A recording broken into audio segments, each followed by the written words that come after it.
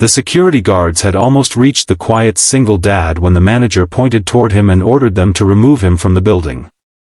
He stood alone in the marble lobby, wearing a faded jacket, worn shoes, and carrying a small backpack for his 6-year-old daughter.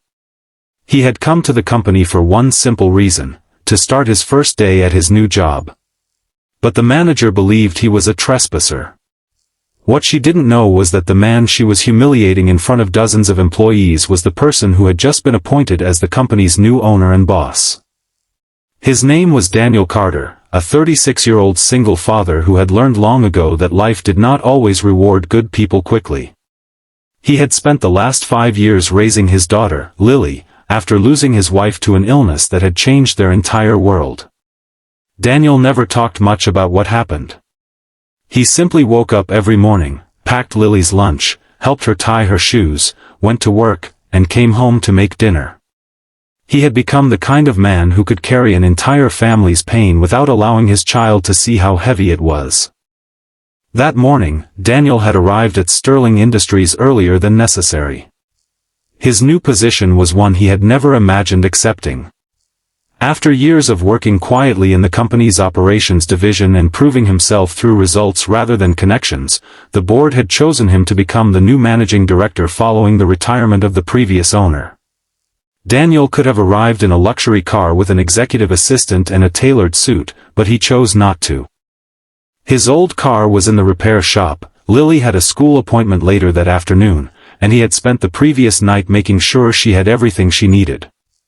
He walked into the lobby carrying her pink backpack because he had promised to drop her at school before taking his daughter to her appointment.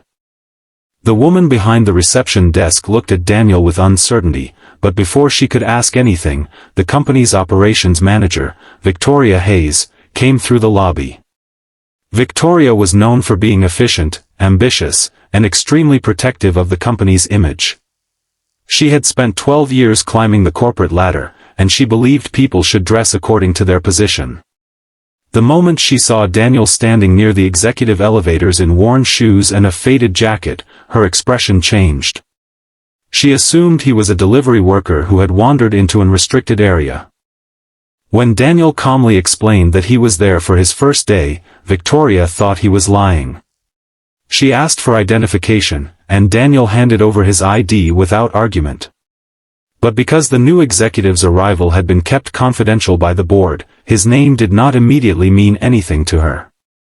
Victoria became more suspicious when Daniel's daughter accidentally dropped her backpack near the reception desk.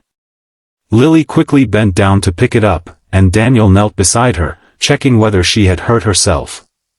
The sight only strengthened Victoria's assumption that Daniel was someone who did not belong there.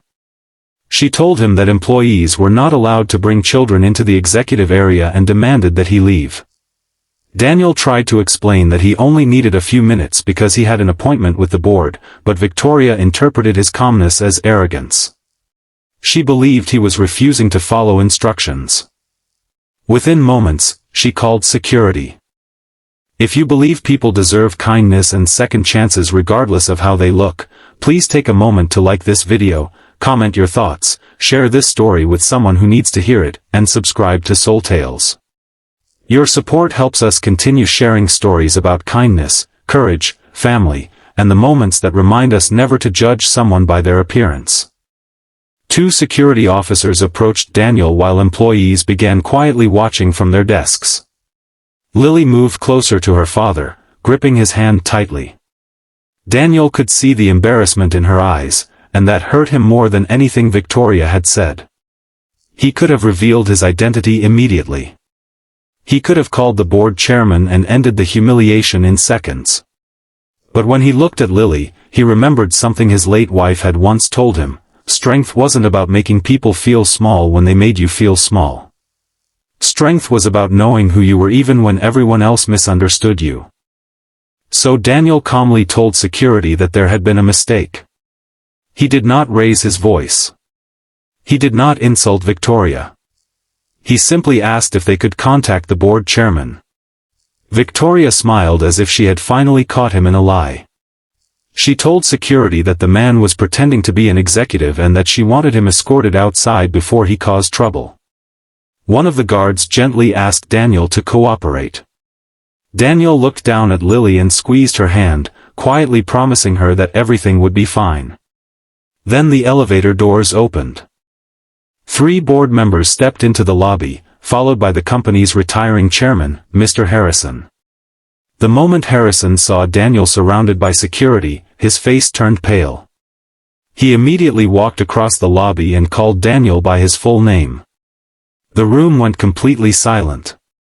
Victoria's confident expression disappeared. Harrison explained that Daniel Carter was not a trespasser, not a delivery worker, and certainly not someone who needed to be removed from the building. He was the new managing director, appointed by the board after months of reviewing the company's financial situation and leadership needs. The faded jacket, old shoes, and simple backpack meant nothing compared with the years Daniel had spent solving problems inside the company. The board had chosen him because he understood the workers, the customers, and the struggles of ordinary families. They had deliberately kept his appointment private because they wanted him to see the company without everyone changing their behavior around him. Victoria stood frozen.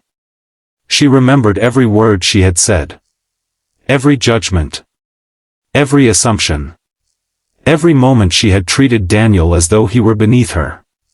She expected him to punish her immediately. Instead, Daniel looked at her and asked why she had called security. Victoria struggled to answer. Finally, she admitted that she had judged him because of his clothing and because she didn't believe someone who looked like him could belong in the executive office. Daniel didn't smile. He simply told her that was exactly the problem he wanted to change at Sterling Industries. A company could spend millions creating impressive offices, but if an employee was afraid to ask for help because they were judged by their clothes, then something was broken inside the organization. He explained that he had spent years knowing what it felt like to be underestimated. He had walked into interviews wearing borrowed clothes. He had skipped meals so Lily could eat. He had repaired the same pair of shoes instead of buying new ones. None of those struggles had made him less capable. Victoria's eyes filled with tears. For the first time, her ambition seemed small compared with the lessons standing in front of her. She apologized, not because Daniel was her new boss, but because she realized she had treated another human being without dignity. Daniel accepted her apology, but he didn't erase the lesson. He told her that leadership was not about having power over people. It was about protecting people who had less power. Then he did something no one expected.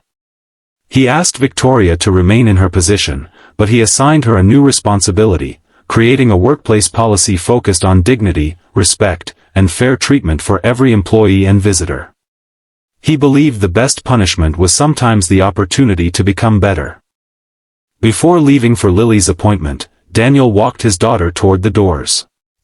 Lily looked up at him with the innocent pride only a child could have and asked if he was really the boss. Daniel laughed softly and told her that being a boss wasn't the important part. Being a good person was. Months later, Sterling Industries felt different. Employees noticed that managers listened more. Security guards were treated with respect. Staff members who had once been invisible were invited into meetings. Victoria became one of the strongest supporters of Daniel's new culture. And every morning, Daniel still arrived without a chauffeur, still carried his daughter's backpack when she needed him, and still greeted the security guards by name. The biggest change wasn't in the company. It was in Victoria. She had learned that someone's clothes could tell you what they had been through, but they could never tell you what they were capable of becoming. If this story touched your heart, please like the video, share it with someone who believes kindness matters, and subscribe to Soultales. Sometimes a small act of respect can change a person's entire day, while one moment of judgment can leave a wound that lasts for years. And before the story ends, leave a comment saying, "Kindness sees beyond appearances," if you believe every person deserves dignity, no matter what they wear or where they come from. Daniel never forgot the day security was called on him. But he also never allowed that day to make him bitter. Instead, he turned it into a lesson for an entire company. Because sometimes the quietest person in the room carries the greatest story, and sometimes the person everyone overlooks is the one who has the power to change everything. Never judge someone's worth by what you see on the outside. You never know what battles they fought to get through the door.